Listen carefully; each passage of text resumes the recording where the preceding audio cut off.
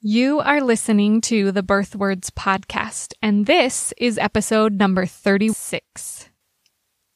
In today's episode, we'll be talking about the term failure to progress.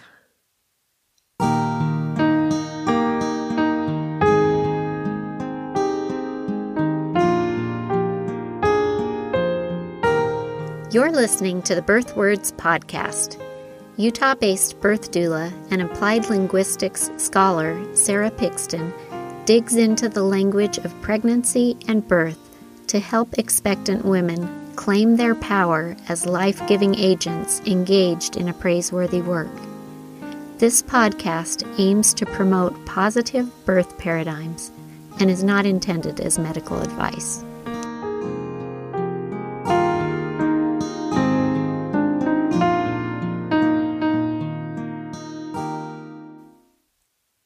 Welcome to today's episode. So as I said, we're talking about the term failure to progress, and I'm just feeling fired up even saying that term because, well, it's terrible. But let's look a little bit at where the term comes from and why it makes me so aggravated. So I'm pulling a lot of this information from that I'll be talking about today from articles published by Evidence-Based Birth. So I encourage you to see the show notes, birthwords.com/podcast for this episode. Look at the links that I'm providing there so you can see the research that Rebecca Decker at Evidence-Based Birth has done regarding failure to progress. I'll be referencing that a lot during this episode today. So first I'll start out by quoting her definition of failure to progress. She says, failure to progress is an outdated term that refers to slow labor during the first or second stage. The diagnosis of failure to progress is one of the most common reasons for cesareans today, leading to nearly half of all cesareans in people giving birth for the first time. And she goes on to explain that until recently, most people in labor were held to a standard called Friedman's curve. Friedman's curve is a graph that doctors and some midwives traditionally use to define a, quote, normal length of labor. If someone's cervix does not dilate according to this schedule, they could be assigned a diagnosis of failure to progress and given a cesarean. I want to just pause there. There's more. But as I was reading that, I was, again, aggravated is the term we're using, I guess. If someone's cervix does not dilate according to this schedule, just the reducing of this very human, intimate process to a number on a specific body part compared to a norm, which we'll talk more about where that norm came from. But we talked back in the episode about helping, fixing, and serving. About how when we serve, we see life as whole. And this just shows the opposite of seeing life as broken and in need of being fixed, if not progressing according to this norm. Okay, let's move on. So Rebecca Decker's handout about failure to progress again says, question, what is Friedman's curve? And the answer to that is, in 1955, a physician named Dr. Friedman published a study describing the amount of time it took 500 women to dilate during labor. Although this study was published over 60 years ago, it still serves as the basis for how physicians defined normal labor until recently. In 2012 to 2014, several large physician organizations in the U.S. issued new definitions of normal labor and stated that Friedman's curve should no longer be used. Hallelujah. It doesn't say that in the handout. That was my interjection there. So she goes on to talk about ACOG, the American Congress of Obstetricians and Gynecologists, and the Society for Maternal Fetal Medicine now recommend, as she said, not using Friedman's curve, but that cesarean delivery for active phase arrest in first stage of labor, this is the quote from her handout again, should be reserved for women with more than 6 centimeters of dilation with ruptured membranes who fail to progress despite 4 hours of adequate uterine activity, or at least 6 hours of oxytocin administration with adequate uterine activity and no cervical change. Okay, still problematic. We still had that phrase, fail to progress.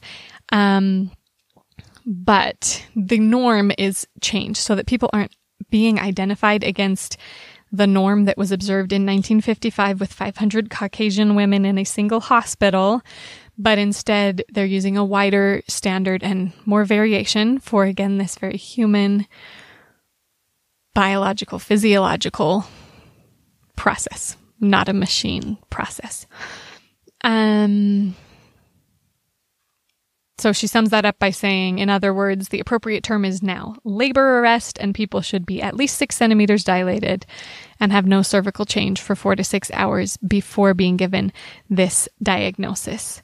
So my summary of all that. So in short, failure to progress is an outdated term based on an outdated recommendation that is not supported by current evidence and recommendations from the professional organizations of OBs and MFMs. However, the term still floats around. It's still the reason that nearly half of cesareans are performed on first-time moms. It's an incredibly disempowering term. As the EBB article and handout explain, the term failure to progress came from one doctor's study of 500 Caucasian patients in a single hospital in 1955. Then she says this, quote, Dr. Friedman went one step further by plotting the labors on a graph and then figuring out the average length of time it took to dilate each centimeter. This graph became known as Friedman's curve. So from Dr. Friedman's studies, he defined what a normal labor pattern is and suggested that all laboring women be held against this standard. So failure to progress, the term, is a comparison of any birth giver to a group of 500 Caucasian women laboring in a single U.S. hospital over 60 years ago. I keep emphasizing that because it's really ridiculous. It doesn't account for differences among groups or individuals, nor does it consider the perspective that birth is a physiologic process and that birth givers are not machines performing according to expected norms. Rather, they are life-giving individuals with various individual needs, situations, and circumstances. Thank goodness, Friedman's curve is no longer recommended by ACOG and the Society of Maternal Fetal Medicine. Let's do our part, though, to eradicate the term failure to progress.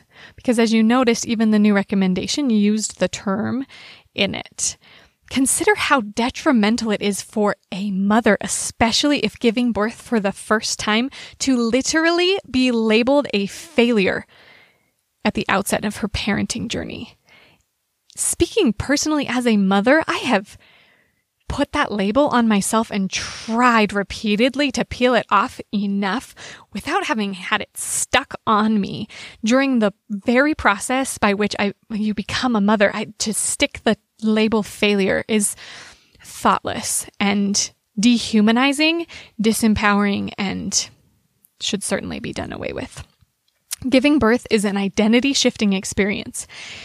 It's one of the most difficult things about the journey to parenthood, the identity shift.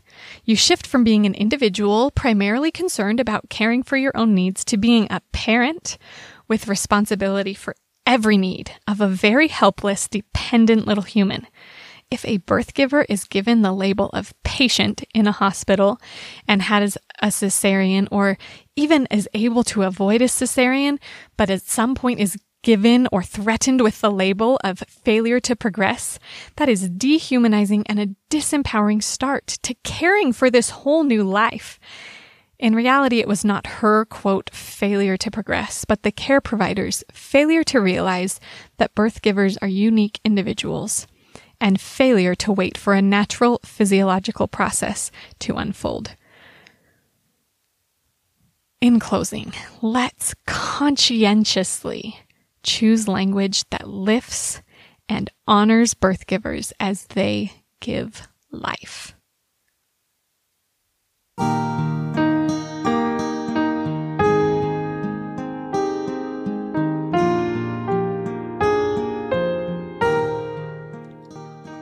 Did words play an important role in your birth experience?